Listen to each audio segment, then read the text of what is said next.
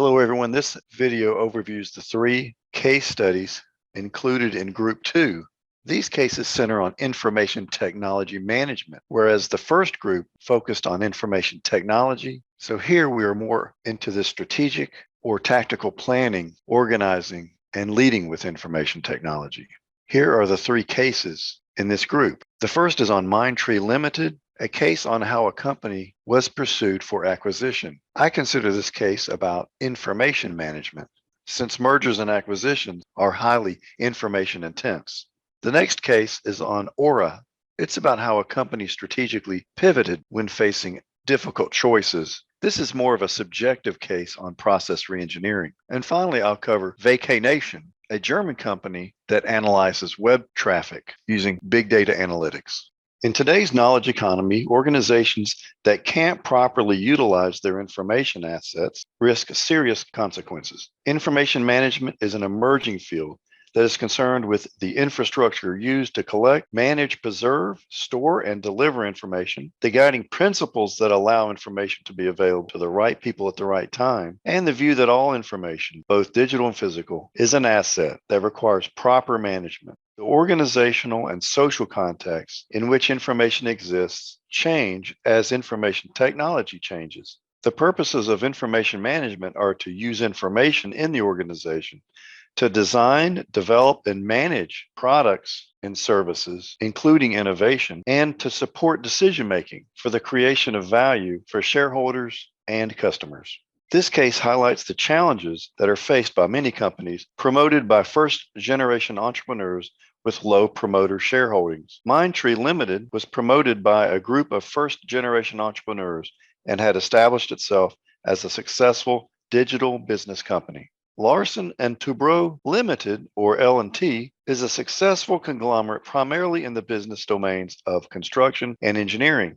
The company was looking to increase its foothold in information technology services. L&T had signed a share purchase agreement with VG Siddhartha, the biggest shareholder of Mindtree, to acquire a 20.4% stake in the company. On March 19, 2019, L&T announced its intention to increase the stake to 66%, making open offers to shareholders, making direct open offers to particularly influential shareholders, and public stock market purchases. In a takeover, the company making the bid is the acquirer, and the company it wishes to take control of is called the target. Takeovers are typically initiated by a larger company seeking to take over a smaller one. However, that is not always the case, especially when the acquirer has a stronger financial situation, such as an abundance of cash. Takeovers can be voluntary, meaning they are the result of a mutual decision between the two companies. In other cases, they may be unwelcome, in which case the acquirer goes after the target without its knowledge in some cases, and in other cases, without its full agreement. In corporate finance, there are a variety of ways for structuring a takeover. An acquirer may choose to, 1, take over controlling interest of the company's outstanding shares, 2, buy the entire company outright, 3, merge with an acquired company to create new synergies, or 4, acquire the company as a subsidiary. This graphic shows how sophisticated the science of corporate acquisition has become. Though Mindtree's management and promoters were very much opposed to this takeover attempt, the company's ability to keep a determined, wealthy acquirer away would not be easy. The promoters of Mindtree, who had nurtured the company for the last 2 decades, were facing the real threat of losing management control to L&T, the large and aggressive corporate group. Krishnakumar Natarajan, executive chairman of Mindtree Limited, was hopeful that a fight to retain control of Mindtree against a hostile takeover bid from L&T would not fail. In other words, he was hoping the takeover would not happen. With a promoter's stake of just over 13%, it would not be easy to thwart the takeover bid of the determined acquirer with deep pockets. As a promoter, Natarajan has influence on the operations of the company. The exchange trading Mindtree stock required 10% ownership. He had 13%, so he did control operations. By contrast, public shareholders do not influence operations. Natarajan would need support from all other shareholders to defend the company, which was co-founded 20 years prior. Natarajan said, "We are focused on presenting our positives to shareholders and telling them we do have a bright future." help us deliver that bright future to you. I think it will settle down in 7 to 8 weeks, and all of us will get back to business.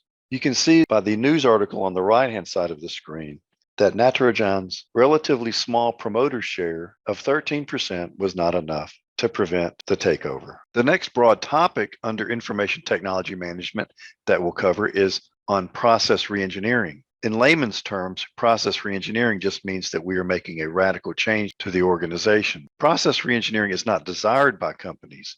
It involves radical, intrusive change that leaves all of the organization's structure and culture subject to change. Change is oftentimes resisted by organizational stakeholders. Process reengineering oftentimes fails, but it is a last gasp effort for many companies.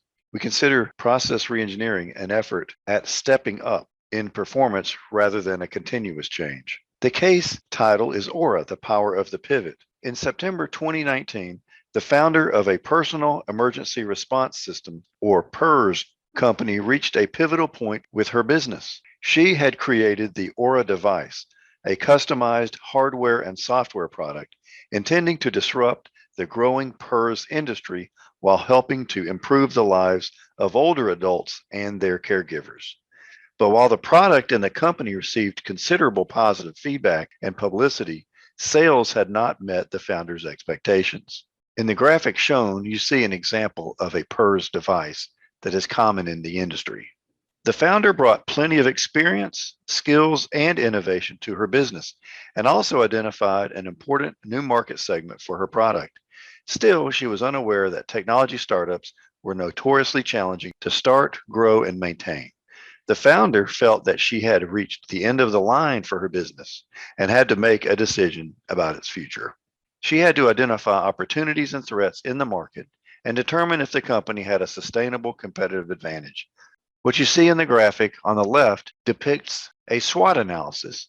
SWOT stands for Strengths, Weaknesses, Opportunities, and Threats. This is how we collect evidence and facts on the situation in the company to determine a strategic orientation and to decide where to go next. Looking at the diagram, you can see that the strengths and opportunities on the left are both positive. The weaknesses and threats are both negative on the right. At the top, strengths and weaknesses are internal to the company, and on the bottom, opportunities and threats are external. So as you can tell, this is an opportunity to thoroughly evaluate the situation for the company. She also had to decide whether to focus entirely on the new segment she identified or make a new strategic move and raise another round of funding for growth. Alternatively, she wondered if she should instead sell the technology or the entire company and resume her executive position in the financial industry.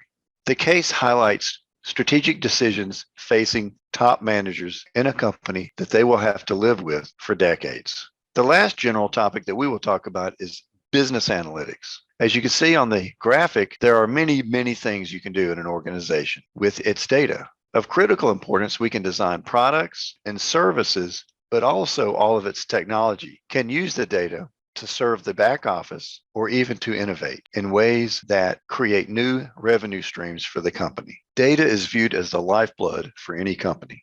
Our case example of analytics is the VacayNation case. In 2018, VacayNation, a German startup operating an online travel and booking portal, had just received a long-awaited equity infusion from a private investor.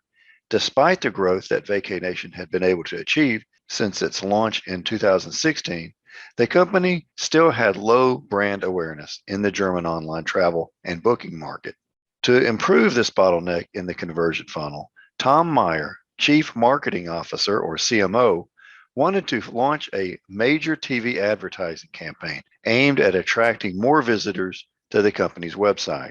In the past, the company's marketing campaigns relied on the intuition of the marketing department. Meyer knew that this was no longer viable and had just hired Lisa Weber to analyze a previous campaign and draw conclusions to help design the upcoming one.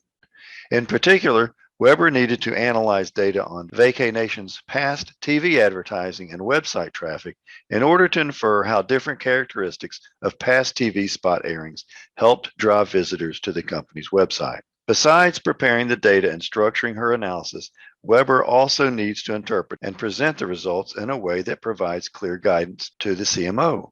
And as you can see from the graphic, it is an art to take raw data, which can come in volumes that are uninterpretable to managers, into something that is logical and useful and helpful toward the strategic initiatives in the company.